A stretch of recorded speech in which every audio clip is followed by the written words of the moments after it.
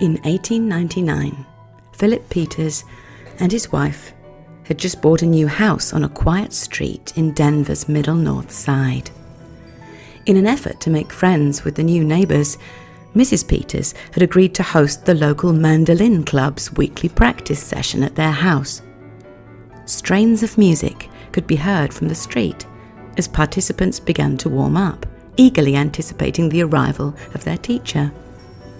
Unbeknownst to them, young Maestro Conies had already arrived. He stood outside the house, gazing through the parlour window, nothing but thoughts of jealousy and hatred coursing through him as he surveyed the happy little scene inside. The pallid, sickly-looking 17-year-old had been advised by the best physicians from Illinois to Colorado that the likelihood of him seeing his 18th birthday was practically nil.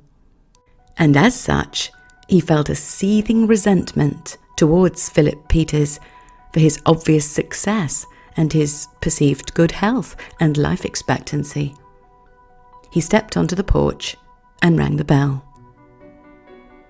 There had been several occasions during the autumn of 1899 when the gangly youth, with the long, slender fingers and darting eyes, had been the only guest at the Peters when they'd invited him to dine with them. He was extremely open with them, saying that he'd not finished high school, that his mother had forbade him from getting a proper job, and that he was probably going to die soon anyway. He shared memories from his boyhood about not being able to swing a bat and play ball, for fear that the exertion would trigger a heart attack, and how he loathed the people who'd stared and laughed at him for being different. His greatest wish had been to go and live alone somewhere remote, where people couldn't mock him. In time, the mandolin club had run its course and eventually disbanded. Several years passed by. On one snowy evening, as Phil Peters was leaving his work, he brushed shoulders with a shabby, slender-framed man. He realised with surprise that it was Conies. Over dinner, the former maestro explained that his mother had been scammed out of their money by some men who had convinced her to invest in a mine in Illinois, only to disappear with all their savings. He said that he had an advertising job downtown and still lived with and looked after his mother. The next time Philip Peters saw Conies was in the spring of 1912. He talked about his mother's death and that he just kept on existing, but didn't know what to do. He didn't mention the time he'd attempted to enroll in the army and been laughed out of the offices, or the time he'd spent living under a bridge with the other hobos in California. The years went by, and by October 1941, Peters wasn't doing so well. His wife had broken her hip 2 weeks earlier and was recovering in the hospital. A friendly neighbour had been preparing dinners at her house for Philip Peters, and the 73-year-old pensioner had gone round every evening to collect the meals. One night, after he failed to show up, the neighbour grew concerned and went to check on him. When she rang the bell, there was no answer.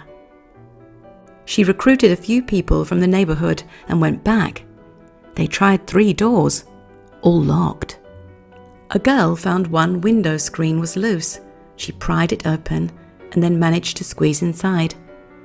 She disappeared into the dark house, and moments later, a series of blood-curdling screams emanated from the window. Philip Peters, the kindly retired railroad auditor, was found murdered in the bungalow where he and his wife had lived for 50 years. When police arrived, they found his body in the bedroom. He was bloody, half-dressed, barefoot, and had been savagely beaten, with more than a dozen wounds to his skull. They found his watch and money lying in plain view on the dresser, which ruled out any consideration of robbery as a motive. Strangely, the front and back doors were still locked and bolted from the inside. Police found 2 cast iron shakers in the kitchen, one newly cleaned, and next to it, a damp towel with bloodstains on it. January of 1942 was bitterly cold. Temperatures fell below zero for several days in a row. Neighbourhood kids reported seeing a dim light on inside the house, and another neighbour said she'd seen a ghostly face peering through a window. The house quickly established a reputation for being haunted. Once the widow Peters' hip had recovered, she decided to return to the little house, which had been her home for 50 years. One night, a strange noise startled her, and she fell, refracturing her thigh. She did not want to go back to hospital, so instead, a live-in nurse was hired. And then one night, the nurse reported that she'd heard scraping noises and rattling coming from inside the walls of the house. A cursory investigation uncovered nothing, but then a few days later, in the dead of night, she came face to face with an apparition on the back stairs that, in her words, bore a terrifying expression before chattering its teeth at her and disappearing. The nurse resigned immediately, and a caring neighbour stepped in to take care of Mrs. Peters.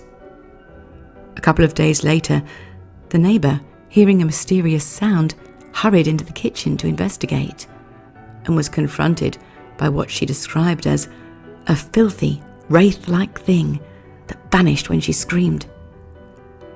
The police decided to keep a closer watch on the house, and at the insistence of concerned relatives, Mrs. Peters moved into her son's house in western Colorado. It was now July 1942, and two men from the Denver Police Department were stationed on a lookout across the street from the Peters home early one morning. They watched the postman coming up the street, delivering to each house.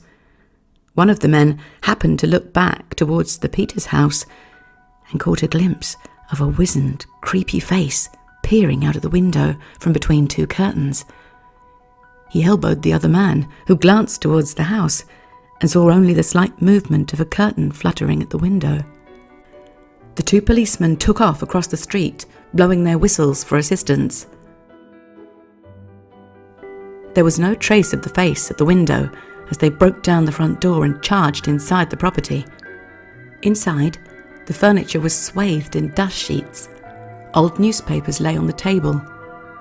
Above the piano, they noticed a painting mounted on the wall, a portrait from the late 90s featuring a frail, sickly-looking boy sitting in the foreground clutching a mandolin. One of the officers heard a door creak upstairs.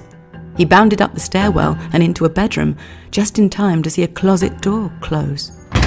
He ran to the closet and opened the door, where he saw two thin, pale legs disappearing into the ceiling. Instinctively, he grabbed the ankles and pulled as hard as he could, causing the mysterious figure to fall from the hatch it had been trying to crawl into and crash to the floor. Lying in front of the officer was the body of an unconscious man dressed in tattered clothes. The police chief who arrived at the scene said, quote, "The strangest looking human I had ever seen. A tall man, about 6 foot, but as thin as a wilted weed. His dirty hair hung low over his ears, and his skin was the ugly, unwashed grey of an overcast sky." The man was taken into custody and identified as 59-year-old Theodore Coneys. He revealed to police that he had broken into the Peters house initially in September of 1941 to steal some food when nobody was home. Whilst looking around, he discovered the small hatch above the closet and decided to crawl inside and sleep.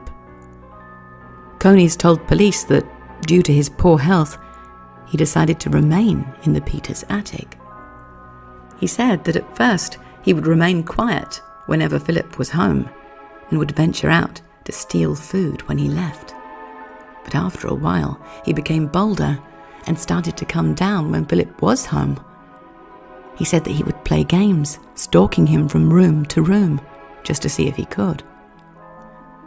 On the night of the murder, Coneys thought that Peters had gone out and came down to steal some food.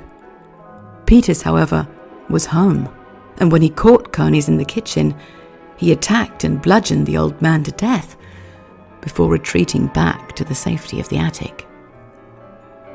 Police searched the house, even pausing to tap on the underside of the hatch in the closet as Conies sat feet away on the other side, but concluded that it was far too small for anyone to be able to fit through it. When they finally searched the space Conies had called home for the last 9 months, they discovered that it measured a mere 27 by 57 inches, barely more than a coffin.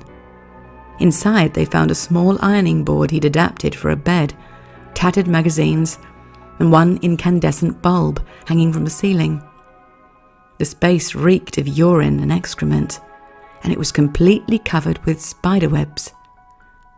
Thanks to this final detail, Conies would forever become known as the Spider-Man of Denver.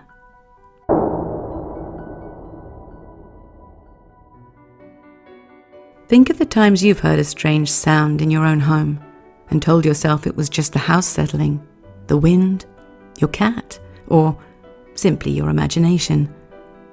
Next time, pay closer attention. Oh, and don't forget to check your attic.